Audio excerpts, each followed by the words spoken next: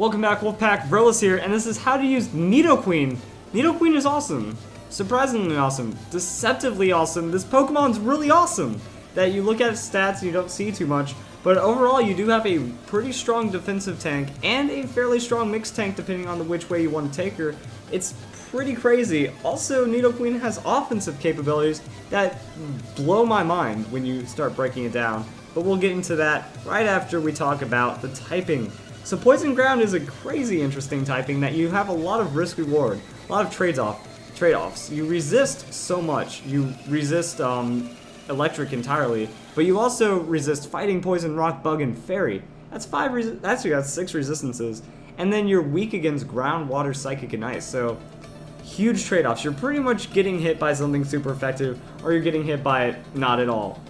There are, of course, a couple of exceptions, but overall it's just kind of crazy how much you can resist and how much you are damaged by.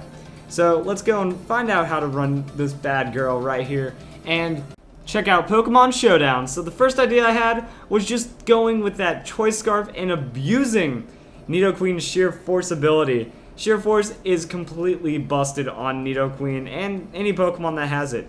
Secondary effects nullify the effects, but do 30% more damage. That means this special attack starts becoming very intimidating when you have that and Nidoqueen's coverage. Nidoqueen's coverage blows my mind, and it makes it feel like it's fair. That with these low base stats, it's completely fair. If it had any more speed or any more special attack, it wouldn't be fair. Why is it?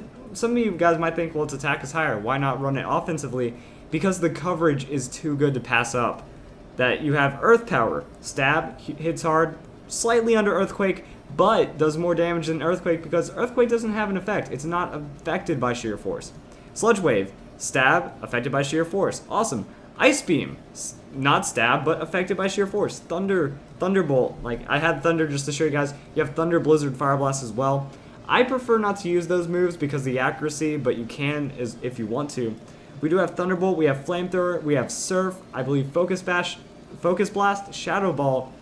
If you want it, Nidoqueen can type it pretty much. It's ridiculous. So the Sheer Force gives you tons of bonus damage on top of that. I was thinking running the Choice Scarf. This lets you keep up with incredibly fast Pokemon. I believe it gets you to 122 base speed. That you outspeed Greninja and you keep up with Noivern levels of this when you're at Choice Scarf. And that's before you even put in a speedy nature.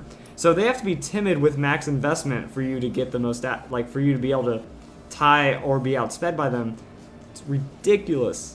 And that means, you have that one-hit KO. I think Choice Scarf isn't even that risky because with your amount of coverage, you're going to be able to outspeed and you're going to be able to get that super effective hit that turns into a KO. Whether or not you stay in after that and just throw out some weaker hits, or you switch in and then keep Nidoqueen fresh, that's up to you, but there's a lot of options here that you can just go out, get the KO, be good to go.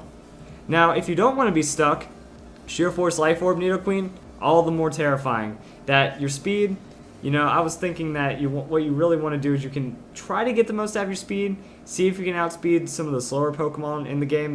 This isn't the craziest thing to have, but it is good. Or you can just go with the 252 hit point special attack, endure a hit, and then dish out a big one back. Use your residual defenses, use your solid hit points, and then just become a force to be reckoned with whatever coverage move you ever so desire. That you're going to hit hard, and it's going to just stick to your opponent.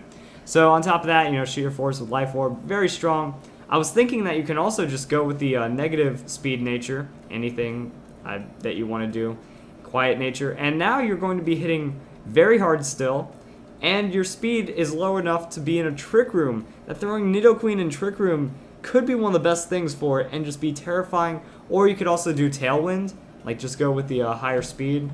That's what this 252 was for. You could also go Tailwind and just become the fastest thing on the field. Trick Room, Tailwind, whatever you can do to set up. Very terrifying, very strong, and that means you're just going to be KOing for days. That if you type it super effective, that Pokemon's pretty much gone.